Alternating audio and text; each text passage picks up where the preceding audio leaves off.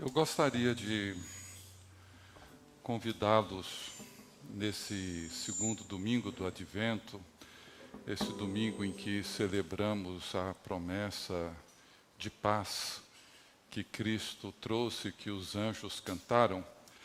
Eu gostaria de convidá-los a abrirem seus corações e mentes para receberem a palavra de Deus.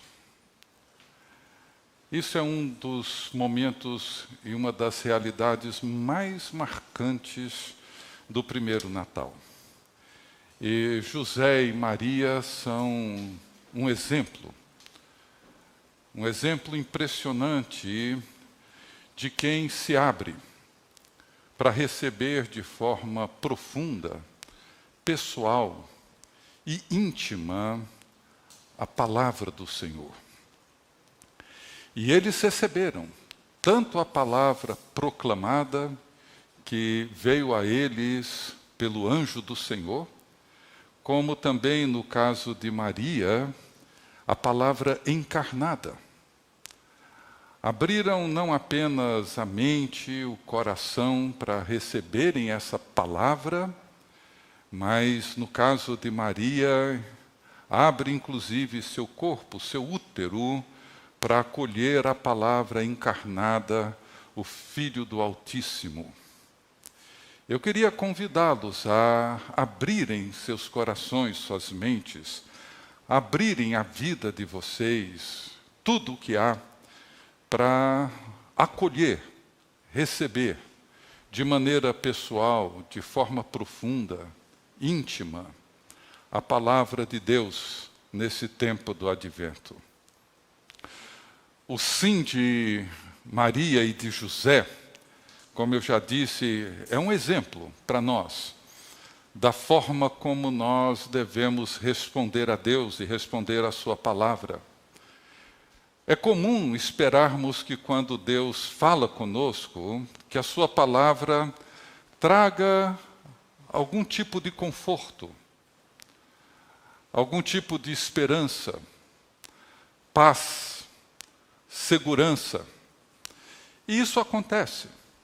Com muita frequência, é isso que acontece quando Deus fala conosco. Conforto, paz, segurança, esperança. No entanto, a experiência de José e de Maria, ao ouvirem a palavra de Deus, foi bem diferente daquilo que normalmente nós esperamos. Não foi de conforto, foi de desconforto, num primeiro momento. Não foi de segurança, mas de insegurança. Não foi uma palavra que trouxe, num primeiro momento, alívio, mas medo, assombro, pavor.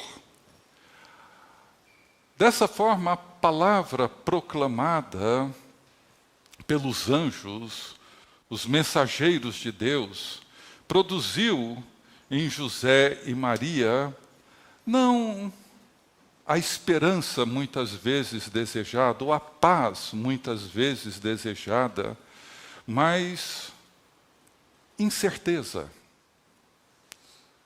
conflito interno, emocional, porque é uma palavra que vem e que desestrutura.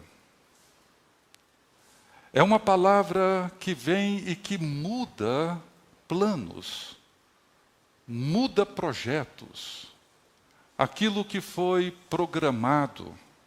É uma palavra que vem e rompe com a estabilidade, com a segurança, com a tranquilidade na qual eles viviam e muitas vezes nós vivemos. É uma palavra que vem e que os coloca diante do inescrutável, do inadmissível, do incompreensível, do impossível. E para isso é necessário que tenhamos uma atitude, uma postura adequada para ouvir, receber e responder à palavra de Deus. Por isso que esse tempo do Natal, esse tempo do Advento, como no primeiro e hoje também, é o tempo do não temas, não tenham medo. Lucas descreve esse espanto, esse assombro, esse medo diante de uma realidade completamente nova, com expressões como, no caso de Zacarias, diz que ele, vendo o anjo do Senhor, ele perturbou-se internamente. E diz que se apoderou dele um grande medo. Maria, diante da visita de Gabriel, do anjo do Senhor, diz que ela perturbou-se muito. E os pastores que estavam nos campos, na vigília da noite, zelando pelo seu rebanho, ficaram tomados de grande temor. E para todos eles, a expressão que se repete várias vezes nas narrativas de Mateus e de Lucas do nascimento de Cristo é: não tenham medo, não temam, não temam. A palavra de Deus, muitas vezes, ela vem a nós num cenário e num contexto completamente inusitado. Nos pega, de certa forma, desprevenidos. E muitas vezes nós não sabemos como responder a ela. Mas o sim de Maria e o sim de José, a palavra de Deus, nos inspira e nos ajuda a cultivar a postura adequada para ouvir a Deus, mesmo quando a sua palavra não produz em nós os sentimentos, as emoções que nós esperamos e desejamos. Bem, olhando primeiro para Maria, nós sabemos, e tem sido comentado, compartilhado aqui, como hoje de manhã, ela encontrava-se desposada de José. O casamento naquela época era um pouco diferente do nosso, ou seja, Maria já havia sido comprometida a José. E isso significava que o casamento estava tecnicamente feito, embora eles ainda não haviam consumado o casamento, eles não haviam tido o relacionamento sexual, a consumação do matrimônio. Era assim que acontecia. José provavelmente foi à casa dos pais de Maria e ali eles celebraram esse casamento. E Maria e José estavam tecnicamente casados. Se houvesse uma ruptura, seria um divórcio. Se um dos dois resolvesse abandonar ou desistir, seria um divórcio. Isso não poderia acontecer segundo as leis judaicas. Maria provavelmente estava se preparando para o grande momento das bodas, que normalmente levava em torno de 12 meses entre esse pedido do casamento, entre essa aliança formalizada entre José e a família de Maria, e o dia do casamento propriamente dito, que era uma festa que durava em torno de 7 dias. Maria estava se preparando para as suas bodas. Era uma virgem, comprometida com José. E num dado momento, num dia, de forma inesperada, Gabriel, o anjo do Senhor, aparece a Maria nos seus aposentos, no seu quarto, no seu lugar, não sabemos se numa noite ou durante o dia, saudando-a, dizendo: alegra-te muito, favorecido, o Senhor é contigo. E diz que Maria ficou extremamente perturbada por essa saudação tão inusitada, tão incomum. Essa saudação e essa presença estranha do anjo do Senhor, tentando entender o que aquilo poderia significar, mas o anjo segue dizendo: Maria, não tenha medo. porque você achou graça diante de Deus. Eis que conceberás e darás à luz um filho, a quem chamarás pelo nome de Jesus. Este será grande e será chamado Filho do Altíssimo. Deus, o Senhor, lhe dará o trono de Davi, seu pai. Ele reinará para sempre sobre a casa de Jacó, e o seu reinado não terá fim. A pergunta de Maria nos leva a imaginar o turbilhão de preocupações, de sentimentos, de possibilidades que certamente passaram pela sua mente, pelo seu coração. E ela pergunta ao anjo: como será isso? Como que isso pode acontecer? Eu não tenho relações sexuais com homem algum. Como isso é possível? E a pergunta de Maria não tem apenas o sentido da impossibilidade biológica de sua gestação, mas também eu imagino que estava ali implícito as suas preocupações diante daquele anúncio.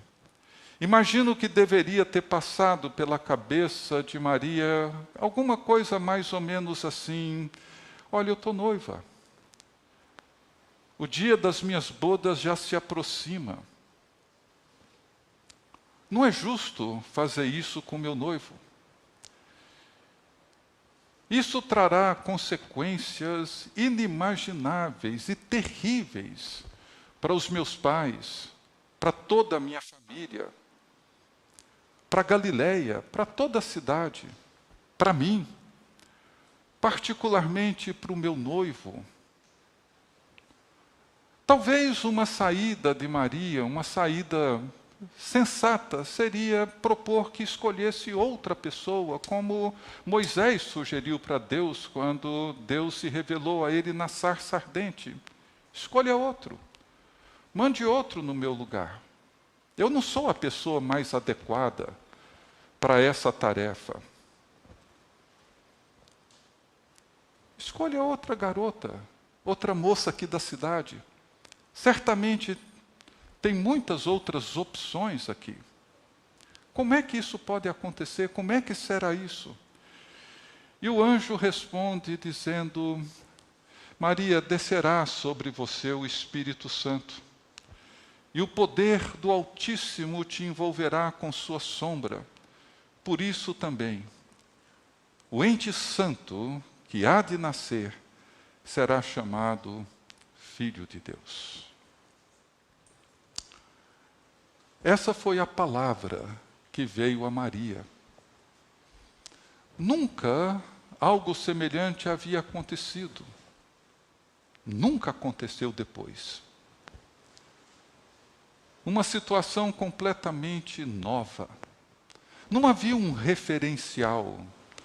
Não havia alguma coisa na história onde Maria pudesse recorrer para se sentir minimamente segura para dar o seu sim para Deus. O que é que significa para você, para mim, responder a Deus quando aquilo que Ele coloca diante de nós pela Sua palavra, quando aquilo que Ele traz a nós pode implicar em mudanças imensas, profundas, inimagináveis na vida nossa, pessoalmente falando, como também de todos aqueles que encontram-se à nossa volta. Como respondemos à palavra de Deus quando aquilo que se coloca diante de nós é improvável? No sentido biológico, é simplesmente impossível. Maria nos convida a ouvir a Deus e a responder a Deus. Não apenas quando buscamos dele consolo, segurança, paz. Mas quando nós vemos a sua palavra vindo a nós, e essa palavra traz consigo a possibilidade de nos desestruturar, mudar radicalmente nossos planos, nossas perspectivas, nossos projetos de vida, nossos sonhos, nossas realizações. Maria estava diante de um cenário exatamente assim. Se ela dissesse sim a Deus, todo o seu futuro, como o futuro de José, como da sua família, estaria definitivamente comprometido. Ela não tinha segurança alguma, do ponto de vista dos desdobramentos do que aquilo poderia trazer. José, por sua vez, vive um grande dilema. Ele toma conhecimento de que Maria, a jovem com quem ele havia feito uma aliança com a sua família, cujo casamento se aproximava, com quem ele tinha esse compromisso do qual ele não poderia romper, não poderia quebrar, mas ele descobre que ela estava grávida.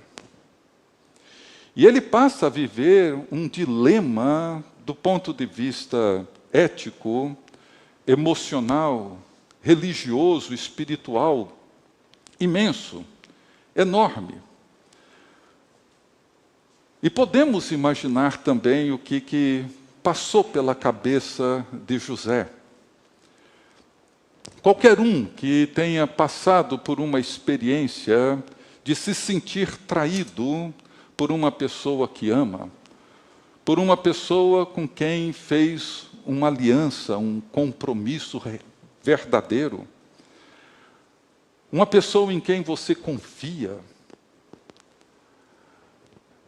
Não é difícil imaginar o profundo desespero, a angústia, a dor que José enfrentou quando ele ficou sabendo que Maria estava grávida. Uma dor profunda, um abalo emocional que nós conseguimos imaginar. Talvez você já tenha passado ou conheça alguém que tenha vivido uma experiência semelhante. José sabia que o seu dever, e ele era um homem justo, o seu dever era informar ao sacerdote que a pessoa com quem ele estava comprometido encontrava-se grávida. Ele devia fazer isso, esse era o seu dever. Era o dever determinado pela lei. Mas ele certamente se debateu consigo mesmo, como Maria, eu imagino, perguntando, mas como isso pôde acontecer? Por que comigo? Por que agora? Como é que será o nosso futuro? O que será desse bebê? Como será o futuro dessa criança? Quem é o pai dela? Eu imagino que todas essas perguntas passaram pela mente de José. E Mateus, no capítulo 1, afirma que ele era justo. Isso significa que José temia a Deus. Ele conhecia e guardava os mandamentos de Deus. Ele sabia que, de acordo com a lei de Deus, uma mulher infiel deveria ser levada ao sacerdote para ser então julgada por ter quebrado uma aliança. O mesmo aconteceria se fosse, no caso, ele. Mas, ao mesmo tempo, embora sendo justo, ele amava Maria e conhecia o caráter de Maria, a integridade de Maria. E ele não queria difamá-la, não queria expô-la. E ele precisa decidir se ele vai exercer o seu dever legal de um homem justo, de levar o caso perante o sacerdote ou não. E essa era uma decisão ética, de implicações emocionais, pessoais, imensas. Eu não consigo imaginar o sofrimento e a angústia de José.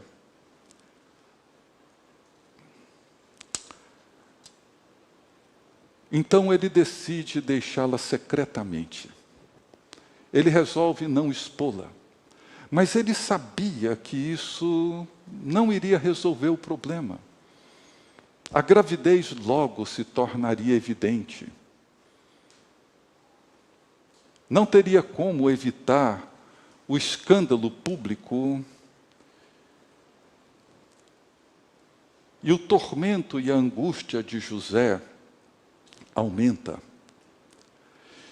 E diz Mateus que enquanto ele ponderava, e literalmente enquanto ele lutava interiormente sobre o que fazer, vou ao sacerdote, não vou ao sacerdote, deixo ela secretamente, mas se deixar, logo, logo isso vai ficar evidente. O que devemos fazer? O que eu devo fazer numa hora dessa? E mais uma vez vem a palavra do Senhor a José. E vem através do anjo do Senhor que aparece a ele num sonho. José, por 4 vezes, na narrativa do advento, do nascimento de Jesus, ele tem essa experiência de se encontro com um mensageiro de Deus. Deus envia um anjo para José, explicando a ele, dizendo mais ou menos assim: José, o que está acontecendo com você e com Maria não é um grande pesadelo como você imagina. Algo extraordinário está acontecendo na vida de vocês. Algo extraordinário que você não consegue sequer imaginar está acontecendo na vida da sua noiva, de Maria, no ventre dela. Algo extraordinário não somente para ela ou para você, mas para Israel. Algo extraordinário para o mundo. Algo extraordinário, José, inclusive para você. Deus não deixou José sozinho na sua angústia e no seu dilema, na sua dor, no seu sofrimento. Deus veio a ele, como ele sempre vem, e fala. Traz uma palavra para José. Deus fala com ele. Como Deus sempre fala com aqueles que buscam ser fiéis a Ele e que desejam andar nos seus caminhos. E o anjo revela a José que Maria não foi infiel a ele, mas fiel a Deus. Maria não foi infiel a José, mas foi fiel a Deus. Havia muita coisa estava acontecendo, muito mais do que José e Maria poderiam imaginar. E o anjo então diz para José o que foi gerado em Maria, sua noiva, é de Deus, é do Espírito Santo. Mais uma vez, como respondemos a Deus? José poderia, talvez, achar que aquele sonho tenha sido uma maneira dele tentar escapar da realidade dura e difícil que ele estava enfrentando, enquanto um homem traído pela infidelidade da sua noiva. Mas ele acaba se erguendo acima da sua dor, erguendo acima da sua angústia, e procura ao mesmo tempo ser justo para com Deus e para com a lei de Deus, que ele ama e que ele observava, mas também justo com a mulher que ele ama. E José aqui, ele ilustra para a gente uma das maiores tensões do discipulado em toda a história, que nos ajuda a compreender que seguir Jesus significa viver constantemente essa tensão entre a verdade e a graça. Essa tensão entre a lei, entre o mandamento de Deus e o amor e a misericórdia de Deus. Não abrindo mão nem de um, nem de outro. Não minimizando um para favorecer outro e vice-versa. Essa é uma tensão que todos aqueles que desejam e que buscam seguir a Cristo com fidelidade enfrentam, sempre. E é por isso que precisamos abrir nossas mentes e nossos corações para a palavra de Deus. E agora, uma vez que o mistério daquilo que estava acontecendo com Maria e que envolvia José foi revelado, José então precisa agora viver a partir da palavra de Deus que lhe foi revelada. E aqui, esse casal, jovem, nos ajudam a entender a importância de ouvirmos a Deus. Para Maria, depois de toda a palavra que chega a ela, da sua pergunta como que isso pode acontecer, Gabriel, o anjo do Senhor, diz para Maria: Maria, não existe impossível para os propósitos de Deus. Não existe. Você é virgem, você é uma jovem, você foi desposada de José, mas para Deus não existem impossíveis. A biologia, a química, seja lá o que for, não é aquilo que oferece a última palavra. A última palavra é a palavra que procede da boca de Deus. E essa palavra, nós precisamos ouvi-la e precisamos acolhê-la. E diante da afirmação do anjo do Senhor de que não há impossíveis, não existe impossível para Deus, em todos os seus propósitos, Maria se rende. E ela diz uma das coisas mais profundas, mais significantes. Ela responde a palavra de Deus, a palavra proclamada e a palavra encarnada de Deus. Ela responde dizendo: eis aqui a escrava do Senhor, que se cumpra em mim conforme a sua palavra. Não é uma oração tão simples. Não é. Não é uma resposta trivial. Ao responder assim, Maria não estava garantindo o seu futuro. Ela estava apenas reafirmando a sua fidelidade, a sua confiança. A sua resposta poderia trazer consequências inimagináveis, e trouxe. Não as que ela imaginou, mas outras que ela jamais teria imaginado. Mas o seu sim é um sim que nos ajuda a entender o que é que significa receber, ouvir, acolher a palavra de Deus de forma profunda, íntima e pessoal. mesmo quando essa palavra pode desestruturar, desorganizar toda a minha vida, quebrar todos os meus planos. José, da mesma forma. Agora que o mistério foi esclarecido para ele agora precisa receber Maria como sua esposa. E a recebe. E não a conhece sexualmente até o nascimento dessa criança.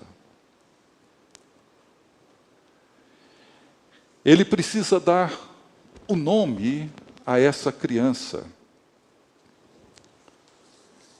Chamá-lo de Jesus.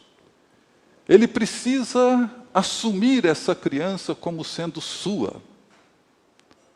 Tomá-la como sendo sua própria. Ele sabe agora que ele não é o pai biológico dessa criança, mas ele precisa recebê-lo e amá-lo como sendo seu filho. Há um grande risco nesse gesto de José, mas ele nos ajuda a compreender o que é que significa ouvir a Deus e responder a Deus com o nosso sim. Ao longo da Bíblia, nós encontramos vários momentos em que a palavra de Deus vem de maneira decisiva. Deus se revela a Abraão e diz a Abraão: sai da tua terra, sai da tua parentela e comece a caminhar para a terra que eu vou te mostrar. Não havia segurança alguma no futuro, para o futuro de Abraão e de Sara. Mas eles dizem sim e seguem. As tensões são frequentes. As promessas de Deus parecem não se cumprir. O tempo passa, os anos passam. A possibilidade de terem um filho deles mesmos vai se tornando cada vez mais remota. Mas num dado momento a promessa se cumpre. Mas não é só isso. A palavra de Deus vem a Abraão e diz: toma teu filho, o filho a quem amas, e leva-o para um monte e oferece-o ali em sacrifício. O sim de Abraão é o sim que tem implicações para a sua vida e para a minha vida hoje. Deus se revela a Moisés no meio de uma sarça. E Moisés, por várias vezes, se recusa quando Deus o chama e diz: eu te enviarei a Faraó para que liberte o meu povo. E Moisés, por várias vezes, diz: não, eu não sou a pessoa indicada para isso. Deus pacientemente responde todos os argumentos de Moisés, até deixá-lo sem saída. E Moisés, meio que contra a sua própria vontade, mas diante da ausência de argumentos, ele decide ir. E vai. E o sim de Moisés tem implicações para mim e para você hoje aqui. E nós encontramos muitas vezes esse sim, como de Isaías. A quem enviarei? Quem há de ir por nós? Deus pergunta, e ele responde dizendo: eis-me aqui. O sim de Paulo, quando Deus diz: eu vou mostrar a ele o quanto importa sofrer pelo meu nome. Paulo poderia ter dado uma meia volta e dizer: não, encontre outra pessoa para esse sofrimento, não eu. O nosso Senhor Jesus, quando Ele ora no Getsêmani, dizendo: não o que eu quero, mesmo que o cálice seja amargo, eu recebo das tuas mãos e tomarei até o último gole. Não o que eu quero, mas o que tu queres. Que esse tempo do advento seja um tempo onde nós possamos, inspirados em José, inspirados em Maria e em tantos outros personagens, ouvir a Deus, dar o nosso sim a Ele, mesmo quando a sua voz, a sua palavra nos coloca diante de riscos enormes, mesmo quando a sua palavra traz sobre nós a possibilidade de sermos desestruturados. E vivemos num mundo onde é cada vez mais difícil sustentar e assumir a voz de Deus. A mente pós-moderna, essa mente científica, racional, muitas vezes nos leva a não querer assumir os riscos de crer no nascimento virginal de Cristo, na presença dos seus mensageiros, os seus anjos. Muitas vezes corremos o risco de sermos considerados pessoas estúpidas, medievais, quando nós abraçamos e acolhemos a palavra de Deus. Isso pode parecer estranho para muita gente, inclusive para nós. Mas a fidelidade, quando damos o nosso sim a Deus, isso seguramente abençoa todas as famílias da terra. Então eu queria que nesse tempo do advento nós considerássemos a necessidade, a importância de acolhermos da maneira mais profunda, mais pessoal e mais íntima possível a palavra de Deus. E dar o nosso sim a Ele, como José, Maria e tantos outros deram. Que Deus assim nos abençoe.